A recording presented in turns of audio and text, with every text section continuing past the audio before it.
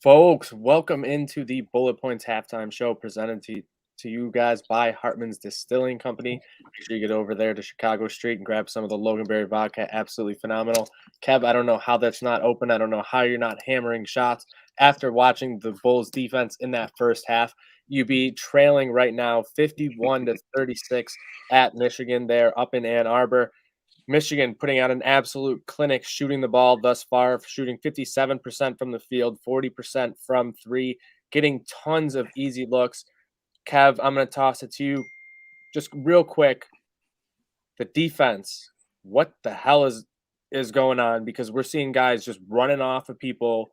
They do not look like they know what they're doing. They're supposed to be playing man defense. Why are they trying to make switches on ball guys when they already have them?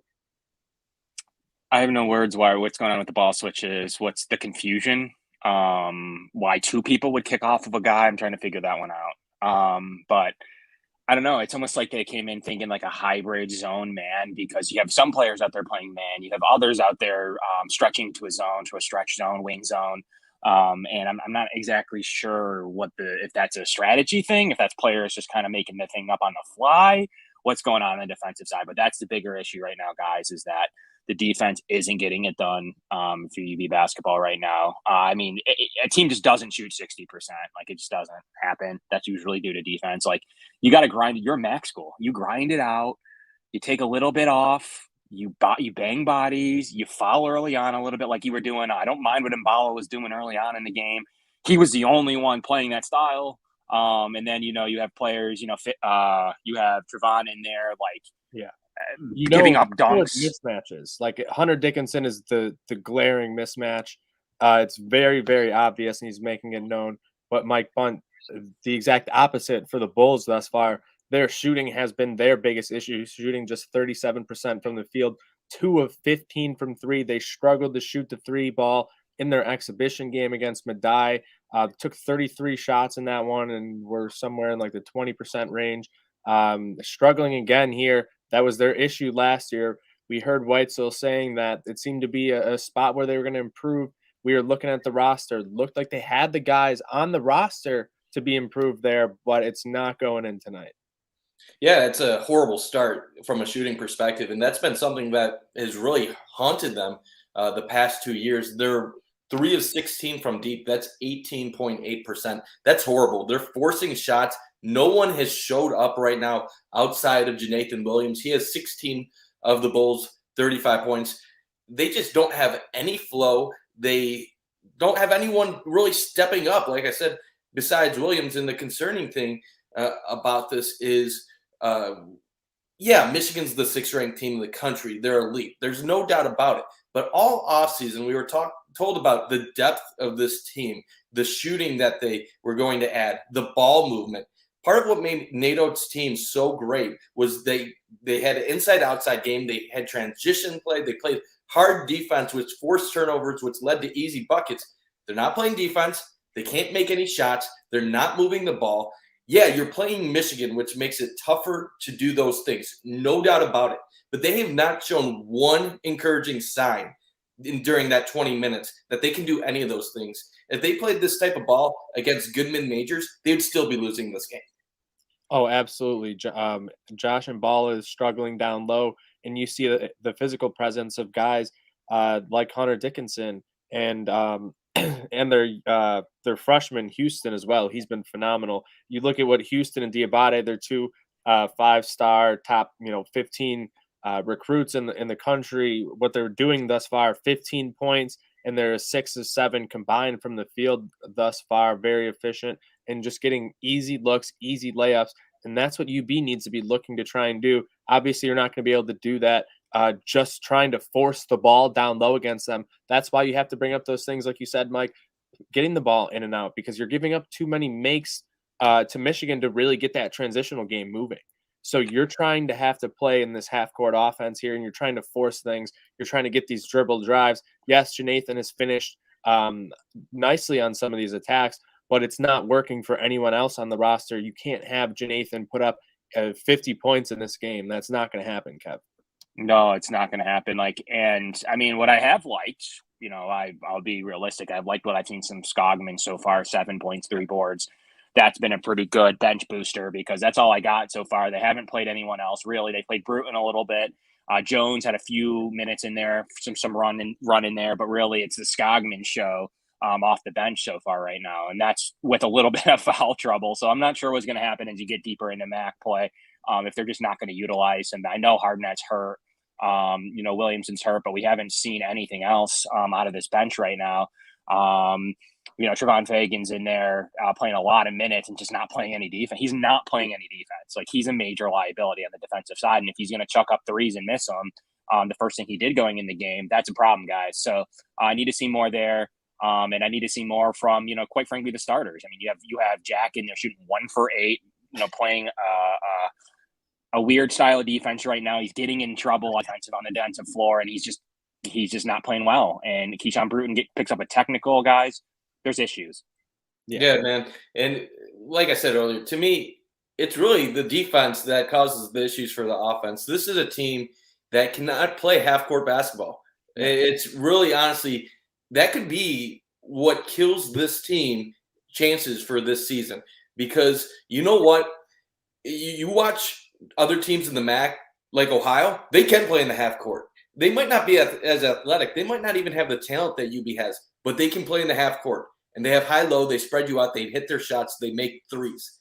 This team cannot shoot, and the defensive intensity is just brutal. Like, they might be trying, but they are out of position consistently. And the one thing missing from Nate Oates' days, we had guys like UB had guys like Dante Carruthers, Devontae Jordan, guards that would get up on opposing teams. And you know what? Even when you're outmanned down low in the post, when you have guards that can get right on opposing guards, you know what?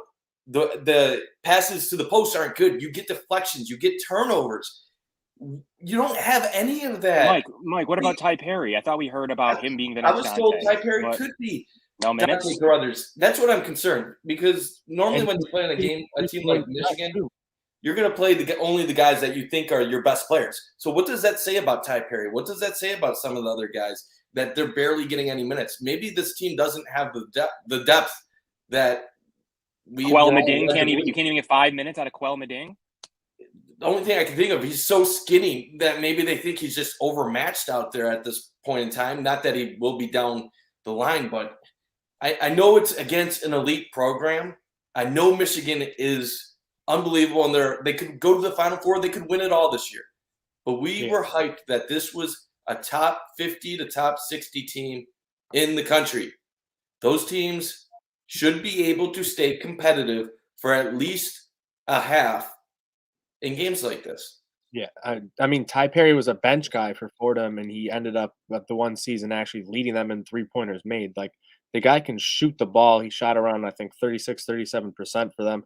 That's a lot better than what UB's been doing, so you might as well at least try it for a couple minutes, see what he can do, see if he can do something. We saw Keyshawn Bruton has not been able to figure out the form that he had back at Coastal Carolina when he averaged 14.5 points per game.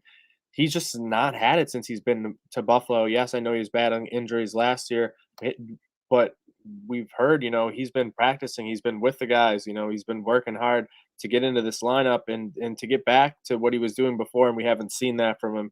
That's going to be a big thing to monitor for them going forward. What are we going to get out of these transfers with Jack, with Bruton, with Ty Perry? The three of them are the biggest X factors for this team. They're the difference between an average MAC team for UB and a very good MAC team, in my opinion. Yeah, you saw it last year with where did UB struggle? Nothing off the bench. So if Mbala got in foul trouble or he's getting banged bodies like he is today, or you don't get, Janathan's playing well, so you have what you want out of Janathan. But we talk about it on the show all the time. You need at least 2 of the big 3 to go off. Right now, it's just 1. So what does that mean? You need someone off the bench. They don't have it right now. Skogman is kind of materializing as that player, and we kind of heard about it right now in the program that maybe it's Skogman, maybe it's Skogman, maybe it's Skogman. I mean, he's still technically a redshirt sophomore that might have freshman eligibility based on COVID rules. So there's a lot to like from him, and there's a lot to like in the forward unit in general. It's just, once again, guard play. What's behind Segu right now? There's nothing. Maceo Jack needs to step up. And I just want to add this too, quickly. Just because we're being critical doesn't mean that we don't have high expectations for this team. That's why we're being critical, We're right? being critical because we do have high expectations for this Bulls team. Mhm. I always had this game as a loss regardless, and I always thought that UB was going to lose by 10 to 15 points. But I still think this is a 22 to 24 win team in the MAC that has athletic players that can really light it up, and I'm still extremely excited for this season.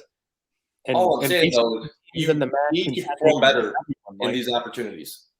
We're seeing the MAC contend with everyone right now. We saw Akron, that buzzer beater last night, just losing to Ohio State. We're seeing Should have won. some wins. Like, was it Northern Illinois who went out NIU to over Washington, Miami over Georgia Tech, and Yeah. not a power school, but Ohio over Belmont by 12. Yeah. Like, big wins? Yeah, so you can't say it's rust or this or that. Like, you got to come out of the season ready to go and firing, and we're just not seeing that from some of these guys. So that's what we're worried about. It's not that, like we thought they were. It's not gonna that be we're up bad, 15. or Yeah, same it's old, that or- they look rough, right? It's not that they're not up by 15 themselves. It's that you have guys running different defensive styles. They're out of position. They're jacking up threes.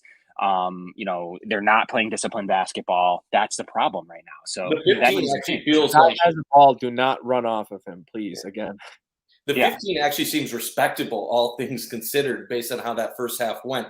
I mean, you're two possessions away from making a 10-point game, and then maybe you can actually creep in and stay close for a little bit. I don't think any of us really believe they have a chance at winning this game, but right now, come out and try to win the second half.